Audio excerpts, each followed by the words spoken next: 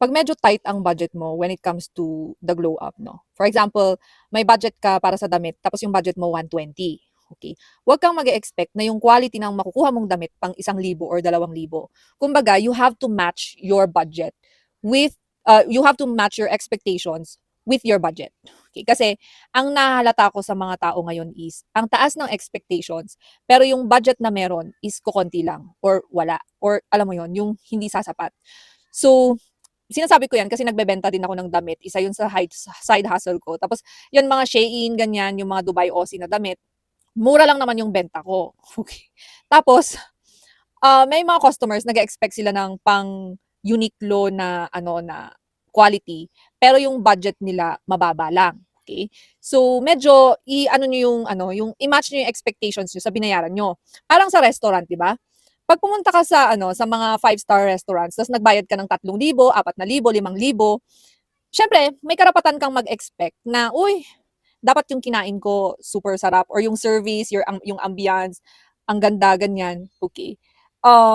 Kaysa yung tama lang yung expectations na yun, kaysa yung ang taas ng expectations mo tapos yung binayaran mo 200 pang Jollibee na budget, okey. Pero yung gusto mong ambiance pang Hill Station, pang ano, pang Wolfgang, ganyan, 'di ba?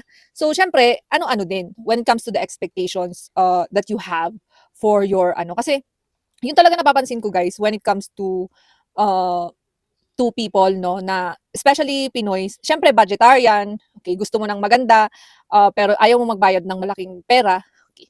Dun na nagkakaroon ng problema, okey. Kasi kahit sa skincare guys tsaka sa supplements 'no, may mga babae gusto nila ang ganda ng quality ng supplement. Tapos 'pag tinatanong mo, "Magkano ba budget mo ma'am?" Kasi tinatanong ko 'pag tinatanong nila ako, "Anong glutathione reco mo? Anong collagen reco mo?"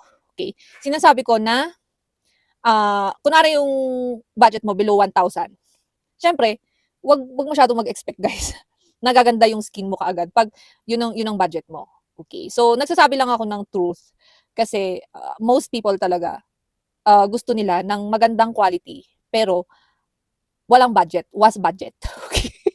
So yun, minsan natatawa na lang ako or naano na lang ako kasi, hindi makatarungan yung expectations dun sa budget, okey. Kahit sa gluta, yung mga tigwa 1,500 na gluta ganyan, hindi rin siya mabilis mag-effect, medyo mabagal kasi capsule.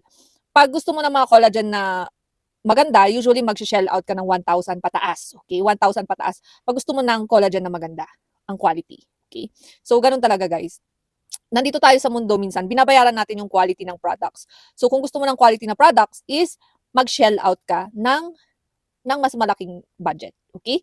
So 'yan ang payo ko sa glow up kasi 'yun ang napapansin ko, minsan nakakaano din na, "Ay ang taas naman ng expectation ni ate ko." Taas naman ng expectation ni ate ko sa ano, sa budget niya, "Te, bakit ay?" Yun lang. Na-observe ko kasi siya kahit sa skincare guys, meron yung mga customers nagrereklamo na, "Ay ang pangit ng makeup, ang pangit ng skincare." 'Pag titignan ko naman ng presyo, 200, 100.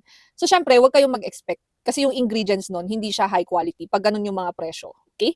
So yun lang, kasi marami pa tayong pag-uusapan dito sa podcast and yun, real talk lang.